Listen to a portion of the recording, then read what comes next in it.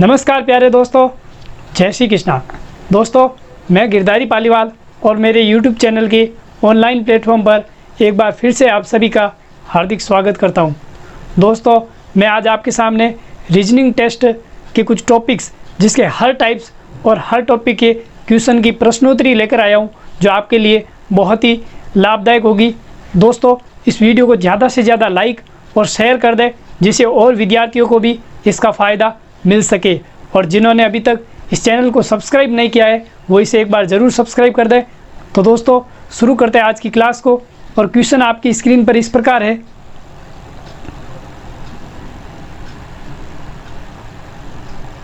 Question कह रहा है कि यदि मेमोरी को एक कूट भाषा में 4, 5, 4, 6, 9, 7 लिखा जाता है तो प्राइवेट को क्या लिखा जाएगा। एक बार इसे करने का प्रयास करें और अपना आंसर है वो कमेंट बॉक्स में ज़रूर दें।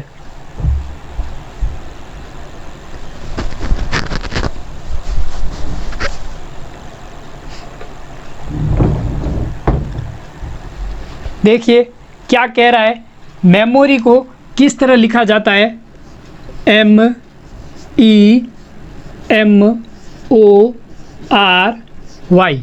क्या कह रहा है, मेमोरी को क्या लिख रहा है।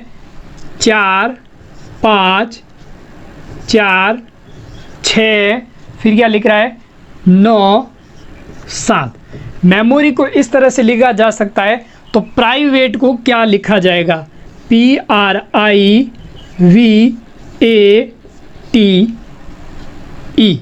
ठीक है, अब इसको क्या लिखा जाएगा। तो देखिए इसमें कौन सा तरीका लग रहा है वो आपको देखना होगा।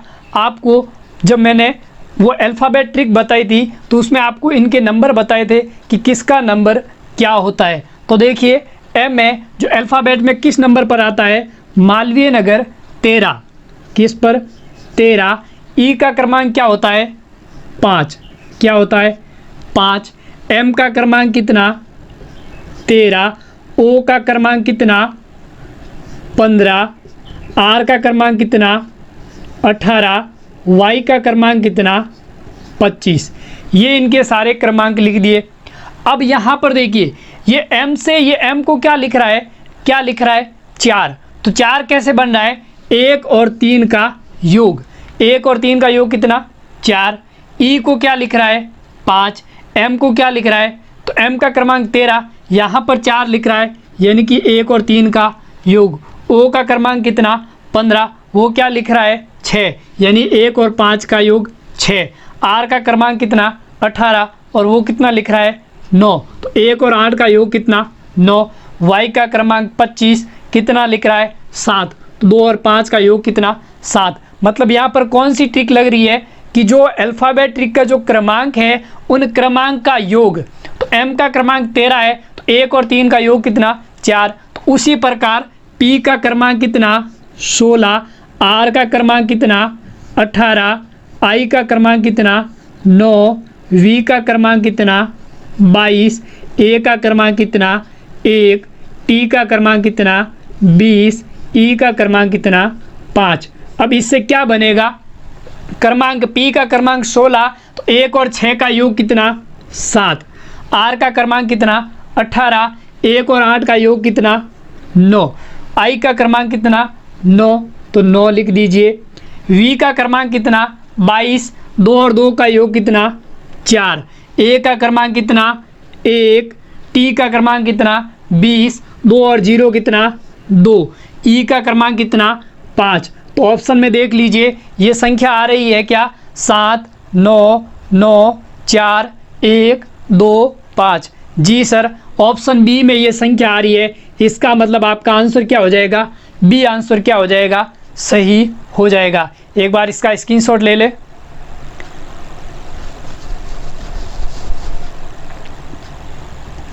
एक बार वापस समझ लीजिए, वो कह रहा है कि मेमोरी को इस प्रकार से लिखा जाता है तो प्राइवेट को किस प्रकार से लिखा जाएगा। तो देखिए मेमोरी में एम का क्रमांक अल्फ़ाबेट में 13 नंबर पर आता है, तो इनके जो क्रमांक है उनके क्रमांकों का योग लिख रखा है। 13 का योग 1 और 3 का योग 4। ई पर 5, एम का क्रमांक 13, तो 3 और 1 का योग 4। ओ का क्रमांक 15, तो 1 और 5 का योग 6। r का क्रमांक 18, तो 1 और 8 का योग कितना 9, y का क्रमांक 25, तो 2 और 5 का योग कितना हो जाता है 7। तो उसी प्रकार ये प्राइवेट के जो है वो क्रमांक पूछ रहा था, तो p का क्रमांक 16 होता है, तो 1 और 6 का योग कितना 7, r का क्रमांक 18 होता है, तो 1 और 8 का योग 9, i का क्रमांक 9 तो 9, v का क्रमांक 22 होता है, तो 2 और 2 का योग कितना 4, a का क्रमांक 1, t का क्रमांक 20 होता है, तो 2 और 0 कितना 2, e का क्रमांक 5 होता है, तो e का क्रमांक कितना हो गया 5। तो प्राइवेट को किस तरह से लिखा जा सकता है, इस तरह से। तो आपको यहाँ पर जो क्वेश्चन दे रखा होगा उस क्वेश्चन को आपको दिमाग से सोचना होगा कि उसमें कौन सा तरीका लग रहा है, क्या उसमें क्रमांक लग रहा है या उस क्रमांक का योग बता रहा है या उस क्रमांकों के अंतर को लिख रहा है। तो ये चीज़ आपको खुद को देखनी होगी। तो इस तरह से क्वेश्चन आपको एग्जाम में ज़रूर करने को मिलेंगे। तो दोस्तों उम्मीद करता हूँ कि आपको समझ आ गया होगा। चलते हैं नेक्स्ट क्वेश्चन की तरफ।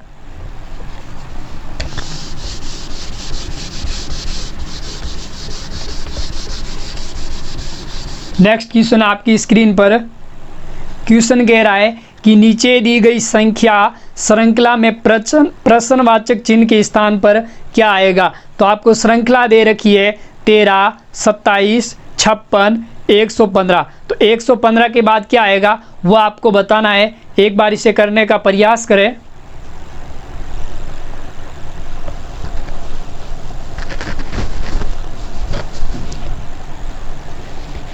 हो गया जी सर।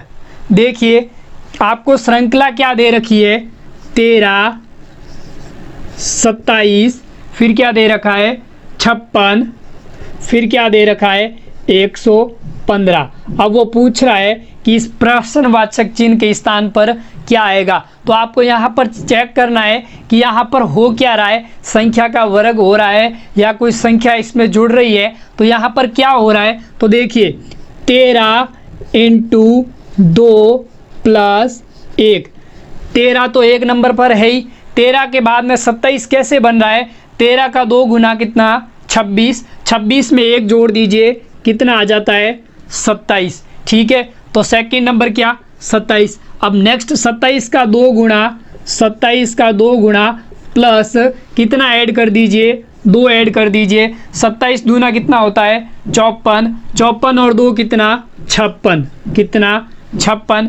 अब उसके बाद में फिर इसका 2 गुना, 56 का 2 गुना कितना, फिर उसमें कितना ऐड कर दीजिए 3 ऐड कर दीजिए। 56 का 2 गुना कितना 112, कितना 112, 112 और 3 कितना हो जाता है 115। तो नेक्स्ट अंक क्या आ जाएगा, नेक्स्ट अंक आ जाएगा 115 का 2 गुना और उसमें 4 जोड़ दीजिए। 115 का 2 गुना कितना 230, 230 में 4 जोड़ने पर कितना हो जाएगा 234। तो आपके प्रश्नवाचक स्थान पर क्या आ जाएगा 234। आपका ऑप्शन है जो डी ऑप्शन क्या हो जाएगा सही हो जाएगा। ठीक है दोस्तों,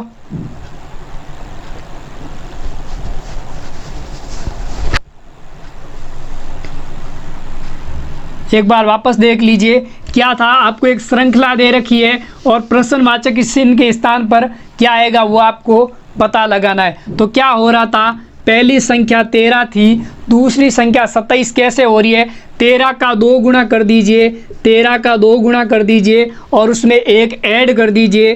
13 दूना 26, 26 और 1 कितना हो जाता है 27। फिर नेक्स्ट संख्या क्या है 27 है, 27 का फिर 2 गुना कर लीजिए और उसमें 2 ऐड कर दीजिए। 27 दूना कितना होता है 54, 54 और 2 कितना होता है 56। फिर क्या आ जाएगा, फिर 56 का 2 गुना कर दीजिए, उसमें 3 ऐड कर दीजिए। 56 का 2 गुना 112, 112 और 3 कितना 115।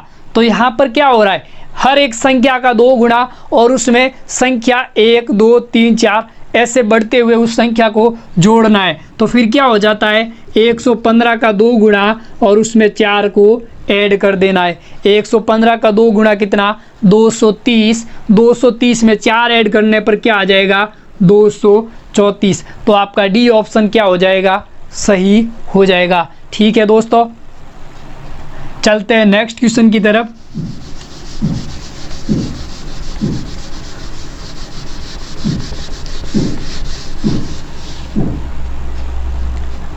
नेक्स्ट क्वेश्चन कह रहा है कि निम्नलिखित प्रश्न में दिए गए विकल्प से संबंधित संख्या को चुनिए। तो वो कह रहा है कि नेट को अगर 13,227 लिख सकता है तो YAM को क्या लिखेंगे। तो इसे एक बार करने का प्रयास करें और अपना आंसर कमेंट बॉक्स में दें।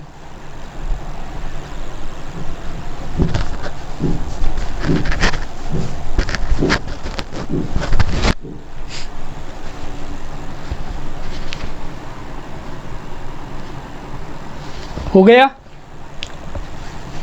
जी सर। देखिए क्या कह रहा है, क्या लिख रहा है, NET,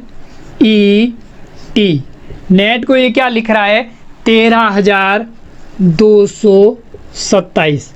ठीक है, फिर वो क्या पूछ रहा है कि YAM को क्या लिख सकते हैं। तो देखिए आपको नेट दे रखा है और उसको ये क्रमांक इस तरह से लिख रहा है, तो आप इसमें पता करिए कि ये क्रमांक है वो कैसे आया। ठीक है, तो देखिए n है तो सबसे पहले आप पता कर लीजिए कि n का क्रमांक कितना होता है। n का क्रमांक होता है 14। कितना होता है, 14। e का क्रमांक कितना होता है, 5। कितना होता है, 5। t का क्रमांक कितना होता है, 20। तो ऐसा क्रमांक तो नहीं है, पर 14 का कितना हो रहा है, 13। तो आप यहाँ पर देखिए n का विपरीत अक्षर क्या होता है, n का विपरीत अक्षर क्या होता है। जो पिछले वीडियो सेशन हुए जिसमें मैंने आपको अल्फ़ाबेट ट्रिक से संबंधित एक वीडियो सेशन बताया जिसमें हर एक अक्षर के विपरीत अक्षर बताए। तो n का विपरीत अक्षर क्या होता है, मालवीय नगर 13-14। क्या होता है, मालवीय नगर 13-14। तो n का क्रमांक 14 है तो m का क्रमांक कितना हो जाएगा, 13। e का क्रमांक 5 है तो e का विपरीत अक्षर क्या हो जाएगा, LOVE। तो e का विपरीत अक्षर क्या, V। तो e का क्रमांक 5 है तो v का क्रमांक कितना हो जाता है, 22। फिर t दे रखा है, t का क्रमांक 20 है तो t का विपरीत अक्षर क्या होता है, G सर, G होता है। ट्रिक क्या थी, ग्रेट टीचर और एक था GT रोड। तो t का क्रमांक 20 है तो g का क्रमांक कितना हो जाएगा, 7। तो देखिए ये संख्या आ गई 13, 22, 7। तो इसमें क्या हो रहा है, जो आपको अक्षर दे रखा है उसके विपरीत अक्षर का क्रमांक। तो देखिए आपके पास क्या है, y है, y का क्रमांक कितना होता है, 25। कितना होता है, 25। a का क्रमांक 1 होता है, m का क्रमांक 13 होता है। तो देखिए y का विपरीत अक्षर क्या होता है, y का विपरीत अक्षर बॉय, क्या बॉय, या फिर मैंने बताया बाय बाय। तो y का विपरीत अक्षर क्या होता है, b। a का विपरीत अक्षर क्या होता है, आज़ाद, AZ। क्या होता है, Z। m का विपरीत अक्षर n, मालवीय नगर 13-14। तो इनके क्रमांक लिख दीजिए। B अल्फ़ाबेट में 2 नंबर पर आता है, Z अल्फ़ाबेट में 26 नंबर पर आता है, n अल्फ़ाबेट में 14 नंबर पर आता है। तो YAM किस प्रकार लिखा जाएगा, 2, 26, 14। तो आपका ऑप्शन A है वो क्या हो जाएगा, सही हो जाएगा। ठीक है दोस्तों,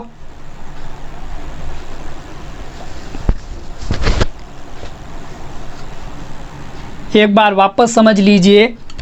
नेट को वो 13, 22, 7 लिख सकता है तो YAM को क्या लिखेगा। तो यहाँ पर कौन सा तरीका बन रहा है, प्रत्येक अक्षर का विपरीत क्रमांक, n का विपरीत m होता है, e का विपरीत v होता है, t का विपरीत g होता है, m का क्रमांक 13 होता है, v का क्रमांक 22 होता है, g का क्रमांक 7 होता है। तो क्या कर रहा है कि हर अक्षर का विपरीत अक्षर और उसके क्रमांक को लिख रहा है। तो उसी प्रकार y का विपरीत अक्षर क्या हो जाएगा, b, a का विपरीत अक्षर z, m का विपरीत अक्षर n।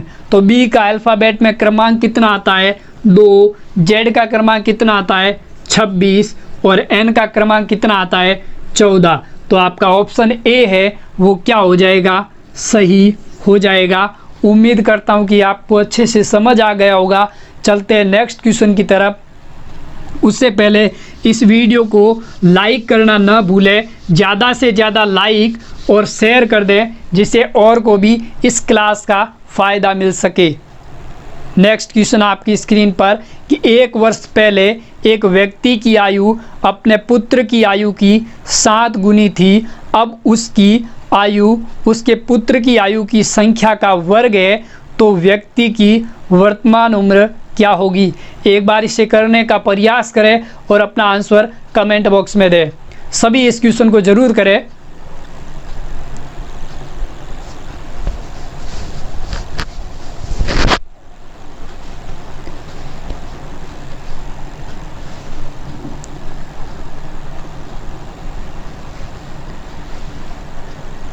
देखिए क्या कह रहा है कि 1 वर्ष पहले एक व्यक्ति की आयु अपने पुत्र की आयु की 7 गुनी है, तो वो पूछ रहा है कि उसके पुत्र की आयु की संख्या का वर्ग है, कब?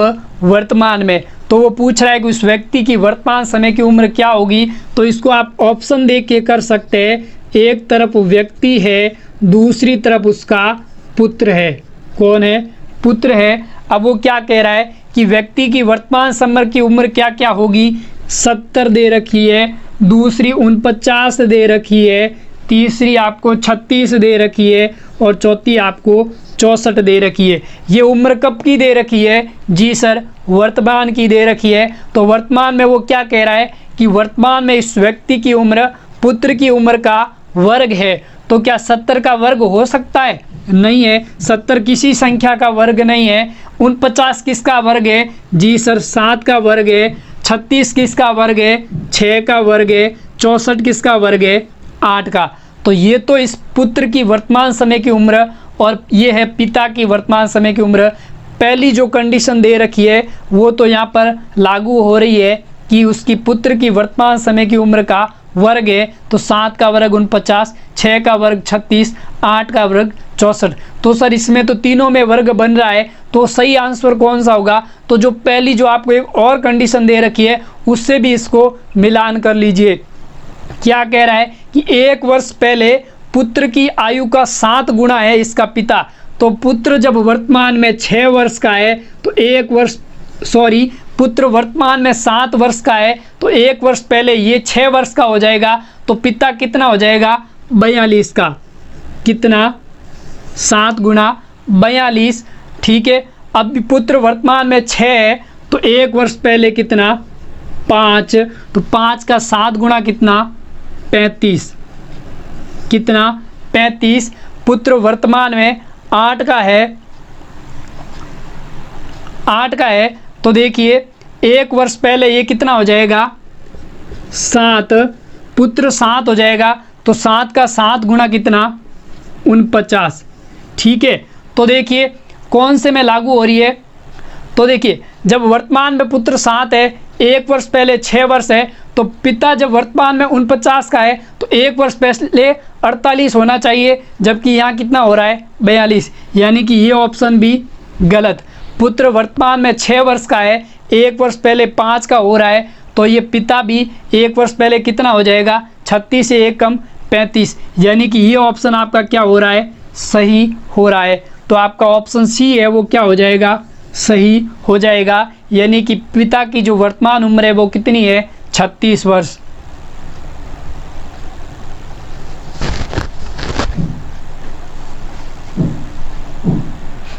एक बार वापस समझ लीजिए।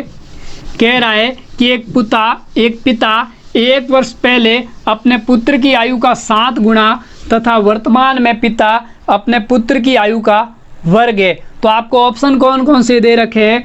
ऑप्शन आपको 70 दे रखा है, 49 दे रखा है, 36 दे रखा है, 64 दे रखा है। ये उम्र कब की दी हुई है? वर्तमान समय की। तो वर्तमान समय में पुत्र कितना हो जाएगा? ये पुत्र का तो कोई संख्या का वर्ग हो ही नहीं सकता 70। तो ये तो आपका ऑप्शन पहले ही गलत हो जाता है। जब पिता 49 का है तो पुत्र की आयु कितनी होगी? 7, क्योंकि 7 का वर्ग कितना होता है? 49। जब पिता 36 का है तो पुत्र की आयु कितनी होगी? 6 वर्ष। कितनी? 6 वर्ष। जब पिता 64 का है तो पुत्र की आयु कितनी होगी? 8 वर्ष। कितनी? 8 वर्ष। तो देखिए अब वो कह रहा है कि 1 वर्ष पहले पुत्र की आयु का 7 गुना। 1 वर्ष पहले यदि पुत्र 6 वर्ष का है तो पिता कितना हो जाएगा? 42। तो 49 से 1 वर्ष पहले 48 का होना चाहिए, यहाँ पर 42 हो रहा है। इसका मतलब ऑप्शन बी भी गलत। 1 वर्ष पहले पुत्र कितना हो जाएगा? 5 वर्ष का, तो पिता कितना हो जाएगा 7 का 5 गुणा 35, जो 36 में से एक गया 35, यानी कि ये ऑप्शन आपका क्या हो रहा है, सही हो रहा है। इसे भी चेक कर लीजिए। पुत्र जब वर्तमान में 8 वर्ष का है, 1 वर्ष पहले 7 का हो जाएगा, 7 का 5 गुणा 35 होना चाहिए, जबकि यहाँ पर कितना हो रहा है 64 में से एक कम 63 का होना चाहिए, तो ये भी ऑप्शन आपका गलत हो जाता है। तो आपका ऑप्शन सी है वो सही है, क्योंकि इसमें जो दोनों कंडीशन है वो ये फॉलो कर रही है। पुत्र वर्तमान में पुत्र की आयु का स्क्वायर हो रहा है और 1 वर्ष पहले पुत्र की आयु का पिता 7 गुणा हो रहा है, तो आपका सी ऑप्शन क्या कहलाएगा, सही होगा। इसे एक बार छाप ले। उम्मीद करता हूं कि आपको अच्छे से समझ आ गया होगा। चलते हैं नेक्स्ट क्वेश्चन की तरफ। नेक्स्ट क्वेश्चन आपकी स्क्रीन पर। क्वेश्चन कह रहा है कि एक कक्षा में जितने बच्चों ने वार्षिक परीक्षा उत्तीर्ण की, उनमें से राम का क्रमांक ऊपर से 14 है और नीचे से 28 है। यदि 16 बच्चे परीक्षा में फेल हो गए तो बताएं कक्षा में कुल कितने विद्यार्थी बैठे थे। इसे एक बार ज़रूर करें और अपना आंसर कमेंट बॉक्स में दें।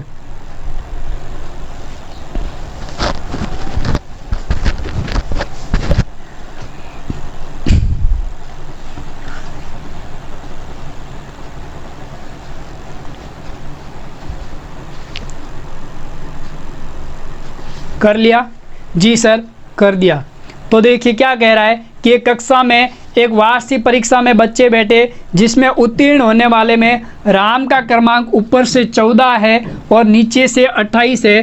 तो उत्तीर्ण होने वाले विद्यार्थियों में कौन राम का क्रमांक ऊपर से नीचे तक का आपको दे रखा है। राम का क्रमांक ऊपर से कितना है 14, यानी कि यहाँ पर राम का क्रमांक कितना है 14, कहाँ से, ऊपर से, ठीक है। और नीचे से राम का क्रमांक कितना है, नीचे से क्रमांक दे रखा है कितना 28वां, यानी कि राम का क्रमांक नीचे से कितना 28वां।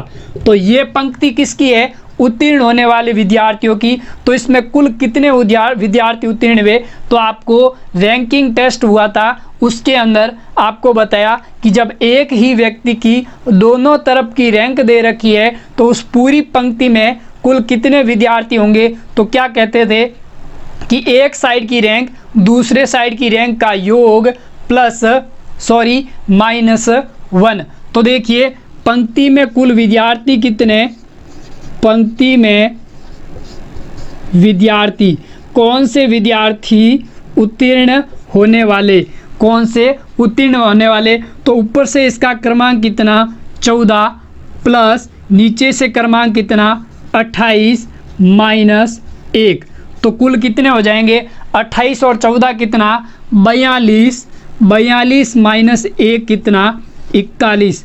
तो पास होने वाले विद्यार्थी कितने 41, कितने विद्यार्थी पास होने वाले 41 विद्यार्थी, और फेल होने वाले कुल कितने विद्यार्थी है 16 विद्यार्थी, कितने 16। तो पूछ रहा है कि परीक्षा में कुल कितने विद्यार्थी बैठे, 41 जने तो पास हो गए, 16 जने फेल हो गए, कुल कितने विद्यार्थी 57 विद्यार्थी। तो आपका ऑप्शन है जो सी ऑप्शन क्या हो जाएगा, सही हो जाएगा। ठीक है दोस्तों,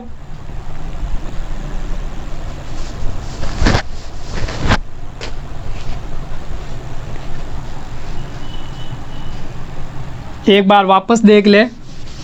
क्वेश्चन में कह रहा है कि एक परीक्षा में पास होने वाले विद्यार्थियों में राम का जो क्रमांक है वो ऊपर से तो 14 है और नीचे से उसका क्रमांक 28वां है, तथा फेल होने वाले विद्यार्थी कितने हैं 16 है। तो परीक्षा में कुल कितने विद्यार्थी बैठे। तो आपको जब वो रैंकिंग टेस्ट वाली क्लास हुई उसमें बताया कि जब एक ही व्यक्ति की दोनों तरफ की रैंक दे रखी है, किसकी रैंक दी हुई है, राम की, कहाँ से, ऊपर से नीचे, ठीक है। अब वो क्या कह रहा है कि ऊपर से राम का क्रमांक कितना 14, कितना 14, और नीचे से राम का क्रमांक कितना 28, कितना 28। अब क्या कह रहा है कि ये पंक्ति किसकी है, पास होने वालों की, और फेल विद्यार्थी कितने हुए हैं, फेल कितने हुए, फेल विद्यार्थी आपके हुए हैं 16, कितने विद्यार्थी 16। तो यहाँ पर पास होने वाले कितने हो जाएंगे, पास होने वाले विद्यार्थी हो जाएंगे राम का ऊपर से क्रमांक 14, नीचे से क्रमांक 28 -1। ये -1 क्यों करते हैं, क्योंकि यहाँ पर राम का क्रमांक 2 बार शामिल हो रहा है, ऊपर से भी हो रहा है और नीचे से भी हो रहा है। तो कुल कितने हो जाएंगे, 28 और 14 कितने, 42, 42 में से 1 गया 41, यानी कि ये पूरी पंक्ति पास होने वाले विद्यार्थियों की है। तो पास विद्यार्थी कितने हुए, 41, कितने हुए 41, और फेल कितने हुए 16। तो कुल कितने हो जाएंगे, 41 और 16 कितना, 57। तो पूरी कक्षा में जो परीक्षा देने के लिए कितने विद्यार्थी बैठे थे, 57 विद्यार्थी। तो आपका सी ऑप्शन क्या हो जाएगा, सही हो जाएगा। उम्मीद करता हूँ कि आपको अच्छे से समझ आ गया होगा।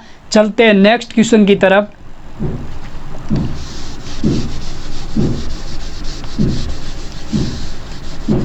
नेक्स्ट क्वेश्चन आपकी स्क्रीन पर, क्वेश्चन कह रहा है कि 2:30 पर दोनों सुइयों के मध्य कितने डिग्री का कोण बनेगा। इसे एक बार करने का प्रयास करें और अपना आंसर कमेंट बॉक्स में दें।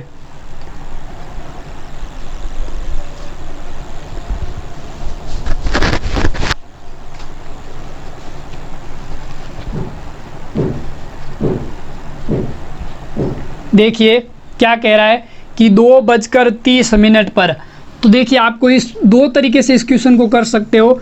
ये एक घड़ी है, ठीक है, इसमें सबसे ऊपर क्या है 12, यहाँ पर कितना 3, यहाँ कितना 6, यहाँ कितना 9, यहाँ कितना होता है 1 या 2 या 4 या 5 7 8 10 11, ठीक है। यहाँ पर 2 सुई होते हैं, मिनट और सुई वाले, सॉरी मिनट और घंटा वाला, ठीक है। तो अब देखिए वो क्या कह रहा है कि 2 बजकर कितनी बज रही है घड़ी में, 2:30, ठीक है। ये घड़ी है जिसमें कितनी बज रही है 2:30। अब वो आपसे पूछ रहा है कि इसके जो बीच में जो कोण बनेगा वो कितने डिग्री का बनेगा, उसका आपको आंसर देना है। तो आप सबसे पहले बताइए कि ये जो वृत्त बन रहा है ये पूरा वृत्त का कोण कितने डिग्री का होता है, कितने डिग्री का, जी सर 360 डिग्री का होता है। कितने डिग्री का, 360 डिग्री का। तो आपको ये पता होना चाहिए कि घंटे वाली सुई कितने राउंड में ये पूरा कोण करेगी, यानी कि ये जब घंटे वाली सुई ऐसा पूरा राउंड करेगी तब वो कितने डिग्री का कोण बनाएगी, 360 डिग्री का। यानी अपन कह सकते हैं कि 12 घंटे में जो घंटे वाली सुई है वो 360 डिग्री का कोण बनाती है। कितने डिग्री का, 360 डिग्री का। तो 1 घंटे में वो कितना कोण बनाएगी, जी सर 1 घंटे में 360/12 यानी कि 30 डिग्री का कोण बनाएगी। तो जो घंटे वाली सुई है वो 12 घंटे में 360 डिग्री का कोण बनाती है। तो 1 घंटे में कितने डिग्री का कोण बनाएगी, 30 डिग्री का। तो देखिए ये घड़ी यहाँ से यहाँ तक जाएगी तो कितने डिग्री के कोण बनेंगे, 30 डिग्री यहाँ पर, 30 यहाँ पर, 30 डिग्री यहाँ पर और 30 डिग्री यहाँ पर। तो घंटे वाले सुई की बात करते हैं तो हर घंटे में वो घड़ी में 30 डिग्री का कोण बनाता है। तो कुल कोण कितना बन गया, 30 कितनी बार बन रहा है, 4 बार।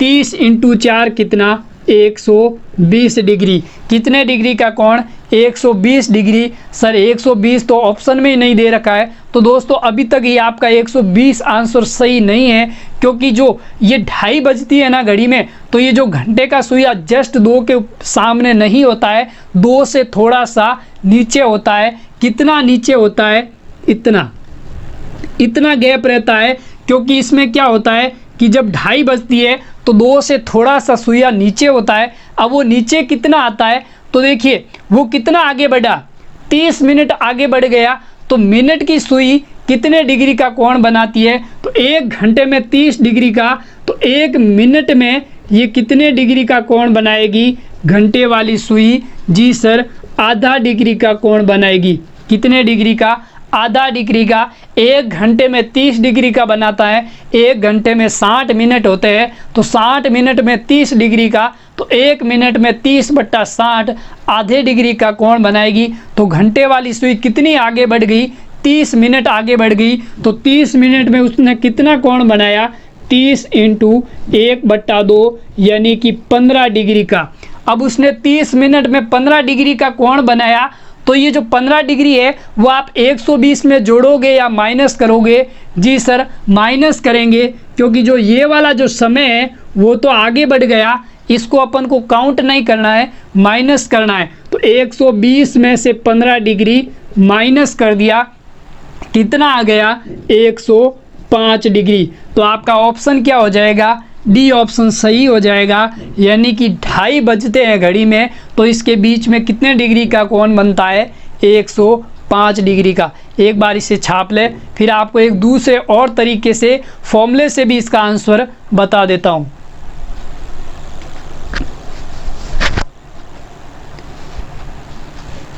देखिए क्या कह रहा है कि घड़ी के अंदर 2:30 हुए हैं, तो उस घड़ी में कितने डिग्री का कोण बनेगा। तो इसको भी एक बार वापस समझ ले। देखिए ये आपको 2 है, यहाँ पर घंटे वाली सुई यहाँ पर होगी और मिनट वाली सुई यहाँ पर होगी। तो आपको ये वाला कोण ज्ञात करना है। तो ये जो 2:30 बजती है, तो घंटे का सुइया होता है ना, वो जस्ट 2 के सामने नहीं होता है, 2 से थोड़ा सा नीचे होता है। अब आपको पता होना चाहिए कि घंटे वाली सुई 1 घंटे में कितने डिग्री का कोण बनाती है। जी सर, जब वो 12 घंटे में 360 डिग्री का बनाती है, तो 1 घंटे में वो कितना बनाएगी, 1 घंटे में 30 डिग्री का कोण बनाएगी। तो यहाँ से 2 से लेकर 6 तक कितने डिग्री का कोण बना, 30 है जो 4 बार बन रहा है, 120 डिग्री का कोण बनता है। अब देखिए जो ये घड़ी है फिक्स 2:30 है, तो 2 से थोड़ा सा नीचे और चली गई, तो ये वाला हिस्सा है ना, ये इसमें काउंट नहीं होगा। तो आपको क्या करना है कि ये 30 मिनट घड़ी आगे चली जाती है, तो 30 मिनट, तो घंटे वाली सुई कितनी आगे गई, इतनी सी। तो इसमें क्या है कि घंटे वाली सुई 1 मिनट में कितने डिग्री का कोण बनाती है, घंटे वाली सुई 1 मिनट में आधे डिग्री का कोण बनाती है। कितना बनाती है, आधे डिग्री का। तो ये घड़ी कितनी आगे बढ़ी, इतनी सी, यानी कि 2 के बाद में थोड़ी सी बढ़ी, तो ये कितनी बढ़ी, यानी कि 30 मिनट आगे बढ़ गई। 30 मिनट में वो कितने डिग्री का कोण बना चुकी, 30 × आधा डिग्री, क्योंकि 1 मिनट में घड़ी की सुई आधे डिग्री का कोण बनाती है। 30 का आधा गुणा में कितना हो जाएगा, 15 डिग्री।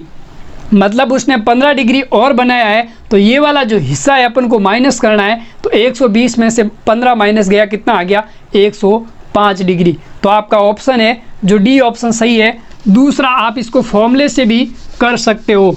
इतना अगर नहीं करना आप चाहो तो आपको फॉर्मूला याद रहना चाहिए, आप इसका आंसर फॉर्मूले से भी कर सकते हैं। यानी कि आपको थीटा पूछ रहा है, कोण पूछ रहा है। कोण क्या होता है, 11m - 60h/2। सीधा आंसर आ जाएगा। m का अर्थ होता है मिनट, h का अर्थ होता है हॉवर यानी कि घंटा।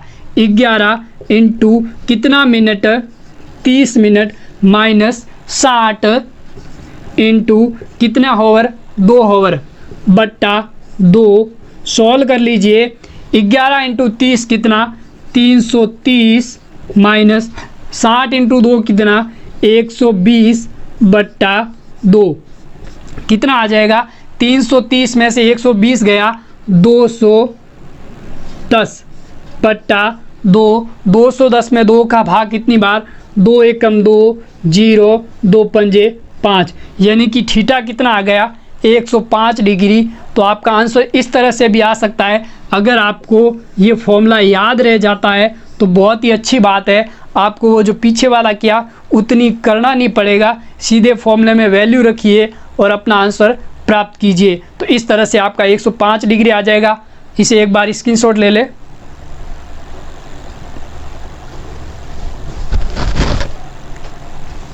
चलते हैं नेक्स्ट क्वेश्चन की तरफ।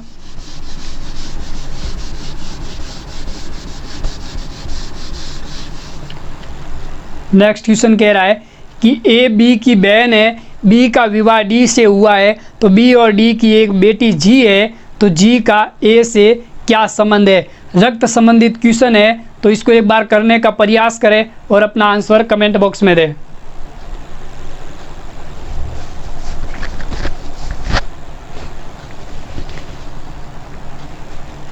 देखिए क्या कह रहा है कि ए बी की बहन है। ए किसकी बहन? बी की। तो आपको जब है ना महिला की बात करें यानी कि फीमेल की बात करें तो उसके ऊपर तो आपको करना है गोला, और अगर मेल की बात करें तो उसके ऊपर आपको क्या करना है? वर्ग करना है। क्या करना है? वर्ग। तो ए क्या है? बी की बहन है, तो इस पर क्या कर दिया? गोला। अब बी के बारे में ये नहीं बता रहा है तो इसके ऊपर आपको कुछ नहीं करना है, क्योंकि इसने बी का कुछ नहीं बताया कि बी इसके क्या है। ये बहन है, ये बी बहन है या भाई है, लड़का है या लड़की, उसके बारे में नहीं बताया। अब वो कह रहा है कि बी का विवाह डी से हुआ। किससे? बी का विवाह डी से। डी को अपन ने इसके बीच में क्या संबंध दर्शाया? तीर का निशान। जब विवाह की बात करेंगे तो तीर के निशान से दर्शा देते हैं। अब ये भी नहीं पता कि पत्नी इसमें डी है या बी है, पर ये कह रहा है कि बी का विवाह डी से हुआ। एक बार यहाँ तक छोड़ दे। फिर कह रहा है बी और डी की एक बेटी है। कौन है? जी है। बी और डी की बेटी कौन? जी। अब बेटी की बात कर रहा है तो उस पर क्या कर देंगे? गोला कर देंगे। अब वो कह रहा है जी का ए से क्या संबंध है। तो देखिए अब ए से जी का संबंध पूछा, तो अब देखिए अब यहाँ पर बी है, इसका भाई है, तो इसकी तो ये क्या हो जाएगी? बुआ। ठीक है, मतलब ये भतीजी हो जाएगी। और अगर ये इसकी बहन है, ठीक है, तो ये इसकी क्या होगी? भांजी। क्या होगी? भांजी। तो आपको जैसा ऑप्शन दे रखा है उसके हिसाब से आपको देखना है, क्योंकि बी की बहन कौन है? ए है। ठीक है, और इनकी ये दोनों क्या है? पुत्री है। ठीक है, तो इनकी पुत्री है, तो ये ए की क्या होगी? भांजी। तो आपका ऑप्शन है जो सी है वो क्या हो जाएगा? सही हो जाएगा। ठीक है, एक बार वापस देख ले। क्या कह रहा है कि बी की बहन कौन है? ए। ठीक है, और बी है जो डी की क्या है? पत्नी है। अब ये क्या कह रहा है कि इनके क्या है? ये बेटी है। जी का ए से संबंध पूछ रहा है। बी और डी की क्या है? जी क्या है? बेटी है। तो आपको इसमें क्या कह रहा है कि जी का जो संबंध है वो ए से क्या होगा। तो यहाँ पर आपको वो ऑप्शन में भांजी दे रखा है, तो इसमें क्या करना होगा? अगर वो आपसे भांजी दे रहा है तो आपका ऑप्शन जी क्या कहलाएगा? भांजी वाला क्या होगा? सही होगा। क्योंकि इसमें अगर वो आपको भतीजी देता तो आपको भतीजी सही करना होता, क्योंकि आप में बी और डी का क्या है वो आप में आपस में संबंध नहीं बता रहा है कि इसमें महिला बी है या डी है। ठीक है,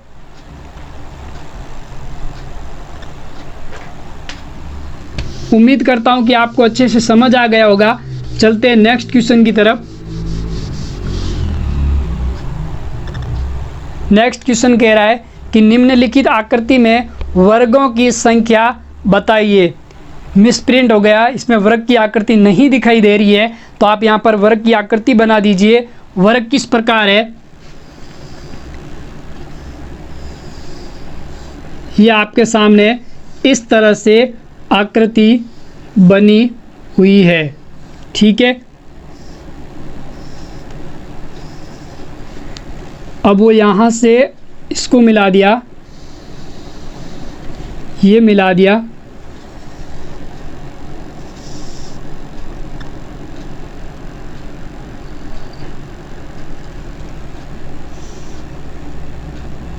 ठीक है।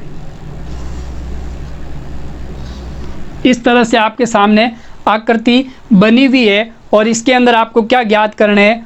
वर्गों की संख्या ज्ञात करनी है। इसे एक बार करने का प्रयास करें और अपना आंसर कमेंट बॉक्स में दें।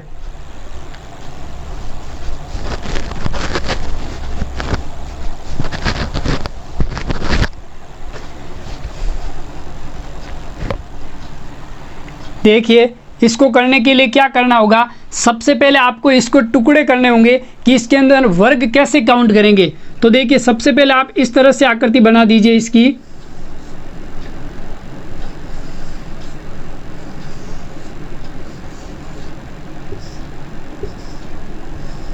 तो देखिए अब यहाँ पर क्या है, सबसे पहले छोटे वाले वर्ग है वो काउंट कर लीजिए 1 2 3 4 5 6 7 8 9 और 10। कितने वर्ग है? 10। अब उसके बाद में बड़े वाले काउंट कर दीजिए। बड़े वाले कौन से है? 1, ठीक है,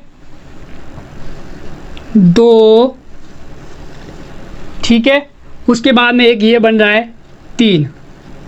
कितने बन रहे हैं? 3। कितने हुए? 13। तो 13 तो आंसर बहुत जनों का आ गया होगा, परंतु उन्होंने एक वर्ग काउंट नहीं किया। कौन सा वर्ग काउंट नहीं किया?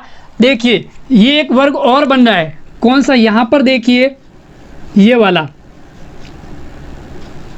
ये एक वर्ग और बन रहा है। तो ये कौन सा वर्ग हो जाएगा?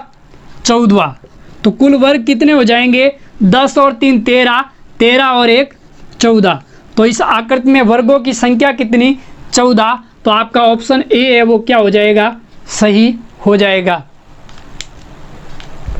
इस तरह के क्वेश्चन को करने के लिए आपको क्या करना होगा? सबसे पहले इस आकृतियों को अलग से बनाइए, आसान कर दीजिए कि सबसे पहले छोटे वाले वर्ग को काउंट कर लीजिए। छोटे वाले कितने हो रहे हैं? 10। फिर बाद में बड़ों वालों को काउंट कर दीजिए, 1, फिर उसमें 2, फिर ये वाला 3। कितने बन रहे? 3।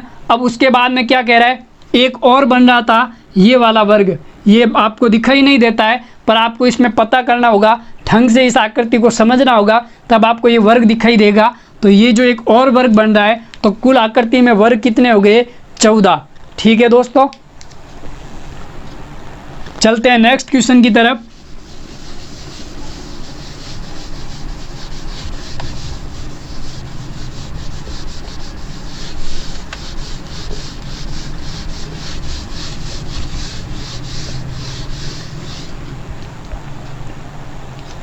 नेक्स्ट क्वेश्चन कह रहा है कि निम्नलिखित प्रश्न में कौन सा आरेख सही संबंध को दर्शाता है? शिक्षक, छात्र और कॉलेज।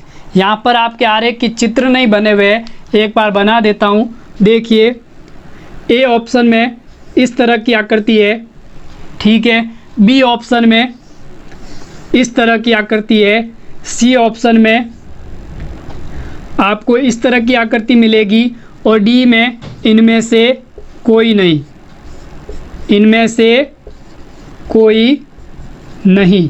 तो आप इन चारों आकृति में से आपको बताना है कि कौन सा संबंध सही होगा।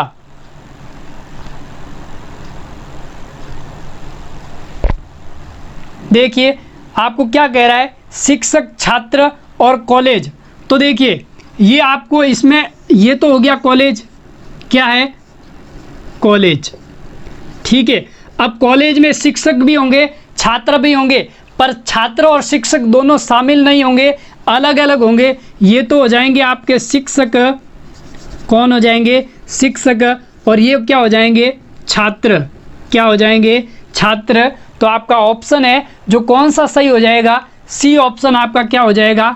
सही हो जाएगा। आपको ये सही लग रहा होगा, पर इसमें शिक्षक और छात्र दोनों शामिल नहीं किया जाएगा, यानी कि दोनों को एक नहीं माना जाएगा। शिक्षक अलग होंगे, छात्र अलग होंगे। तो कौन सी आकृति सही हो जाएगी? सी वाली आकृति सही हो जाएगी। एक बार स्क्रीनशॉट ले ले।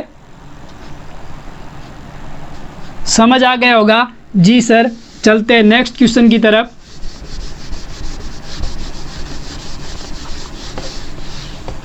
देखिए नेक्स्ट क्वेश्चन क्या कह रहा है कि एक दिन में कितनी बार घड़ी की सुइयां सीधी होती है? इसे एक बार करने का प्रयास करें और अपना आंसर दें।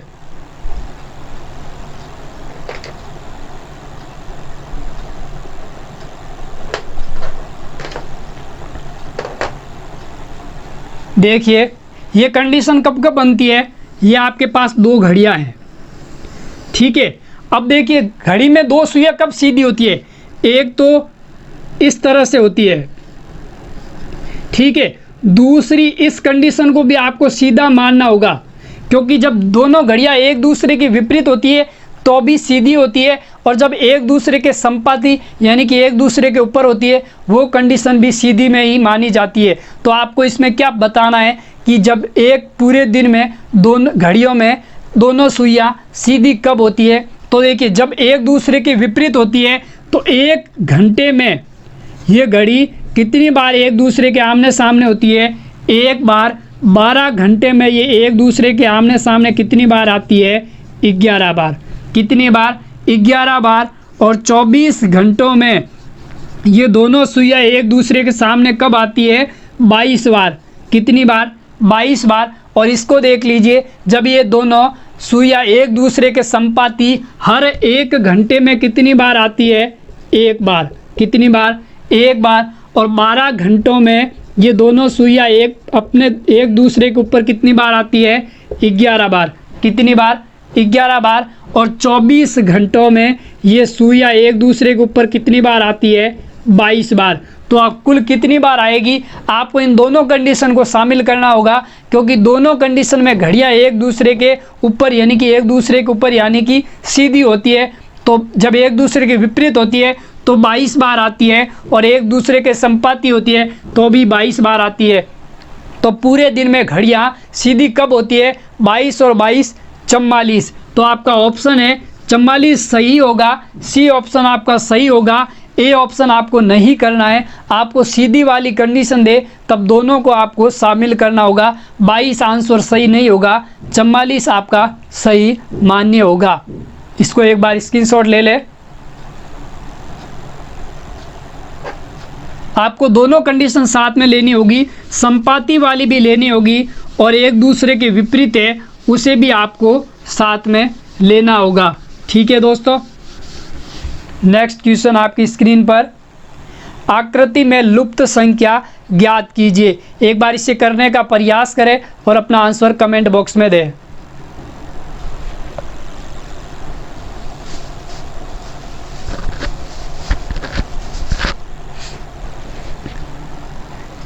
हो गया?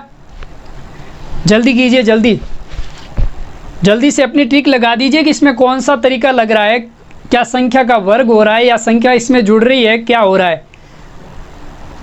देखिए आपको इस तरह से आकृतियां दे रखी है,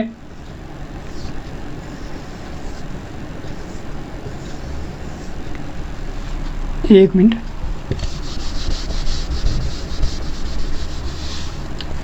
यहां बना देता हूं।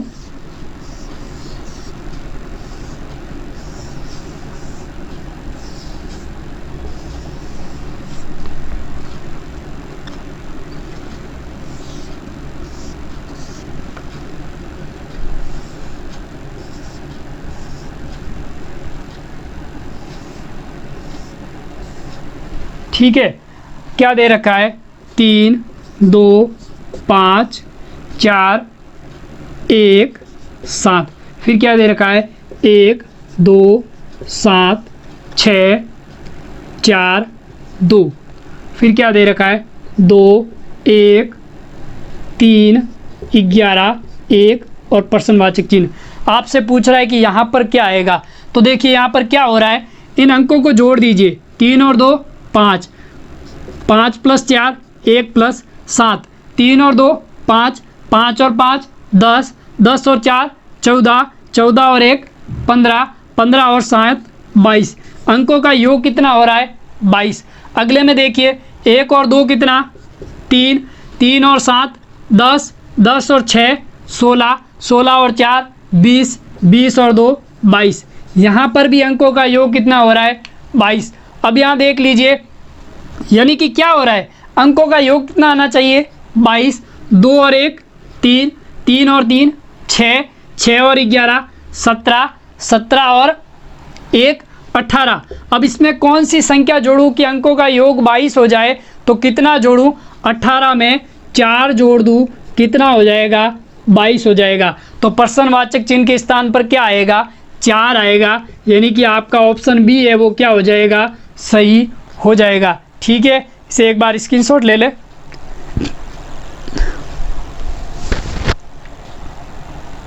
कुछ नहीं है, सीधा सा तरीका सामने है कि जो अंक दे रखा है उन अंकों को जोड़ दीजिए और अंकों का योग कितना आना चाहिए? 22 आना चाहिए। तो देखिए 2 और 1 3, 3 और 3 6, 6 और 11 17, 17 और 1 18। अब यहाँ प्रश्नवाचक स्थान पर कौन सी संख्या रखूँ कि अंकों का योग 22 हो जाए? तो 4 रखने पर अंकों का योग कितना हो जाएगा? 22 हो जाएगा। चलते हैं नेक्स्ट क्वेश्चन की तरफ।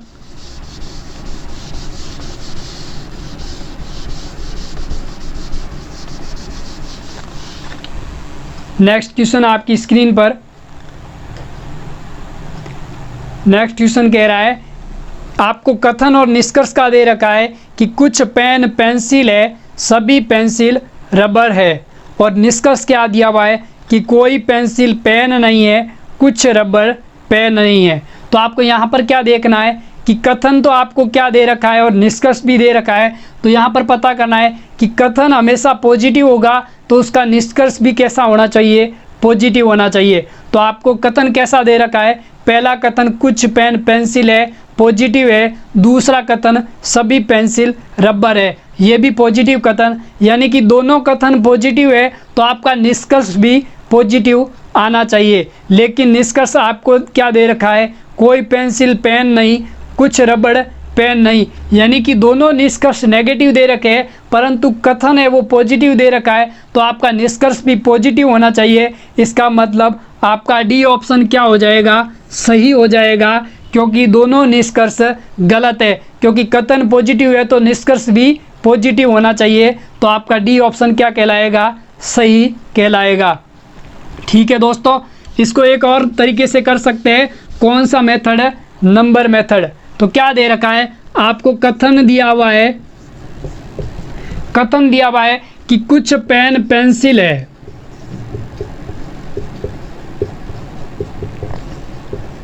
पेंसिल है, और दूसरा कथन है कि सभी पेंसिल रबड़ है। ठीक है, और आपको सॉरी दिखाई नहीं दे रहा है, एक साइड लिख लेते हैं। आपको कथन दिया है कि कुछ पेन पेंसिल है, कुछ पेन पेंसिल है, ये आपको कथन एक दिया हुआ है। दूसरा कथन दिया कि सभी पेंसिल रबड़ है, सभी पेंसिल रबड़। ठीक है, और आपको निष्कर्ष क्या दिया है कि कोई पेंसिल पेन नहीं, कोई पेंसिल पेन नहीं। ठीक है, और दूसरा निष्कर्ष दिया है कि कुछ रबड़ पेन नहीं। तो देखिए आपको नंबर सिस्टम में क्या होता है, जब कुछ दे रखा है पेन पेंसिल तो क्या हो जाएगा 50-50, और सभी पेंसिल रबर यानी कि 100-50। ठीक है, कोई पेंसिल पेन नहीं 100, और कुछ रबर पेन नहीं 50-100। अब देखिए, अब आपको क्या देखना होता है कि जो आपको कथन दे रखा है उसमें दोनों पर क्या होना चाहिए, कॉमन होना चाहिए। तो सबसे पहले तो आप क्या चेक करेंगे कि जो आपको कथन दे रखा है वो कथन कैसा होना चाहिए। अगर पॉजिटिव है तो निष्कर्ष भी पॉजिटिव होना चाहिए, अगर नेगेटिव है तो निष्कर्ष भी नेगेटिव होना चाहिए। तो देखिए पहला कथन पॉजिटिव, दूसरा कथन भी पॉजिटिव। अब आपको क्या चेक करना है कि यहाँ पर निष्कर्ष क्या दे रखा है, कोई पेंसिल पेन नहीं। तो पेंसिल और पेन वाला कौन सा बनेगा, पहले कथन से। किस कथन से, पहले कथन से, क्योंकि पेन और पेंसिल दे रखा है, यहाँ भी पेन और पेंसिल है। तो पहला कथन कुछ पेंसिल पेन है, पॉजिटिव कथन है, और दूसरा आपको निष्कर्ष पेन और पेंसिल का नेगेटिव दे रखा है। तो ये तो ऐसे ही गलत हो गया, क्योंकि कथन पॉजिटिव है तो निष्कर्ष भी पॉजिटिव होना चाहिए। फिर दूसरा सभी पेंसिल रबर है, और आपको निष्कर्ष क्या दिया हुआ है, रबड़ पेन नहीं है। तो रबड़ और पेन से कौन सा कथन बनेगा, यहाँ पर रबड़ है, यहाँ पेन है, तो इन दोनों में कॉमन क्या है, पेंसिल। ये तो दोनों कट हो गया, तो पेन और रबड़ यानी कि कथन एक और कथन दो से कौन सा बनेगा, ये निष्कर्ष 2 नंबर बनेगा। तो इसमें देखिए पहला कथन और दूसरा कथन कौन सा है, पॉजिटिव है, तो निष्कर्ष भी पॉजिटिव होना चाहिए, जबकि निष्कर्ष नेगेटिव है तो ये भी आपका क्या हो गया, गलत। तो आपका डी ऑप्शन क्या हो जाएगा, सही हो जाएगा। ठीक है दोस्तों, एक बार स्क्रीनशॉट ले ले। उम्मीद करता हूं कि आपको समझ आ गया होगा। चलते हैं नेक्स्ट क्वेश्चन की तरफ।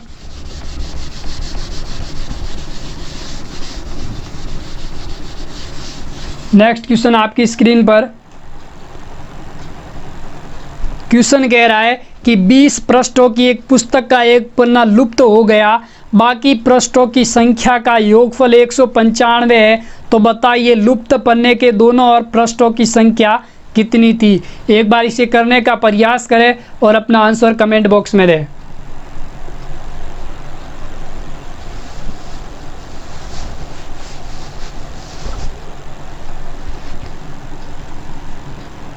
देखिए क्या कह रहा है, 20 पृष्ठों की एक पुस्तक है और उसके अंदर एक पन्ना लुप्त हो जाता है, तो शेष पन्नों का योगफल कितना, 195। तो सबसे पहले ज्ञात कर लीजिए कि जो 20 पृष्ठों की पुस्तक है इसमें पन्नों का योगफल कितना, 20 पृष्ठों की पुस्तक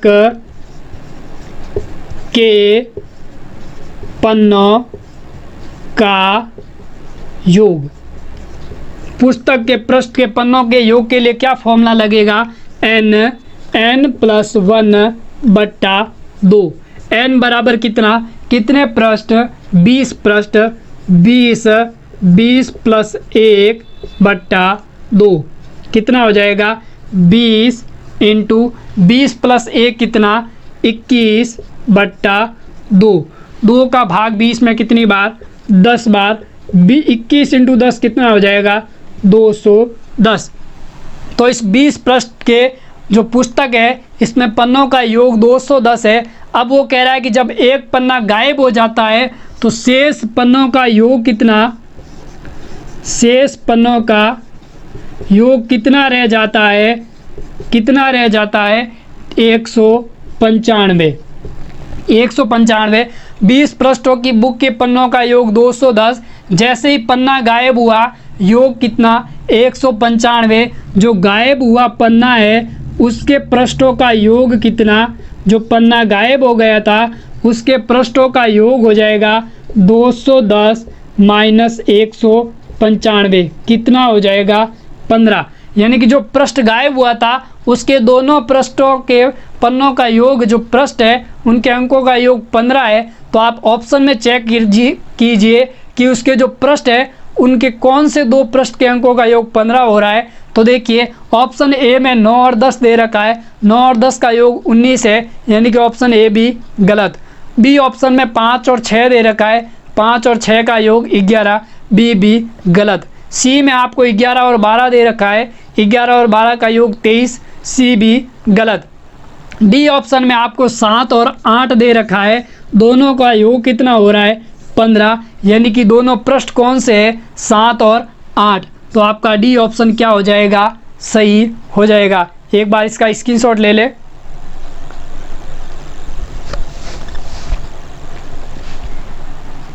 एक बार वापस समझ ले। आपको कह रहा है कि 20 पृष्ठों की एक पुस्तक है जिसमें एक पन्ना गायब हो जाता है, तो उसके जो गायब होने के बाद पृष्ठों का योग कितना हो जाता है, 195। तो सबसे पहले 20 पृष्ठों की जो पुस्तक है इसके पन्नों का योग क्या हो जाएगा, n + 1/2। n बराबर कितना है, 20। 20 + 1/2 कितना हो जाएगा, 20 × 20 और 1 कितना, 21/2। 2 का भाग 20 में कितनी बार, 10 बार। 10 × 21 कितना, 210। तो 20 पृष्ठों की जो पुस्तक है उसमें पन्नों का योग 210 है। तो उसमें एक जब पन्ना गायब हो जाता है तो शेष पन्नों का योग कितना आ जाता है, शेष पन्नों का योग कितना हो जाता है, 195। जब पृष्ठ गायब हुआ तो फिर पृष्ठों का योग 195 है, तो जो गायब हुआ उस पृष्ठ के अंकों का योग कितना आ जाएगा, 210 - 195। 210 में से 195 गया कितना, 17, कितना, सॉरी 15, कितना, 15। तो आपको ऑप्शन में चेक कर लीजिए, जो ऑप्शन डी है उसमें पृष्ठ कौन से, 7 और 8, इन दोनों का योग कितना हो रहा है, 15, कितना हो रहा है, 15। तो उसके जो गायब हुआ पृष्ठ है उसमें अंक कितने, 7 और 8। ठीक है दोस्तों, उम्मीद करता हूँ कि आपको आज की क्लास बहुत ही अच्छी लगी होगी। अगर अच्छी लगी है तो इसे ज़्यादा से ज़्यादा लाइक और शेयर कर दें और इस वीडियो को सब्सक्राइब और शेयर करें। तो दोस्तों धन्यवाद, तब तक के लिए।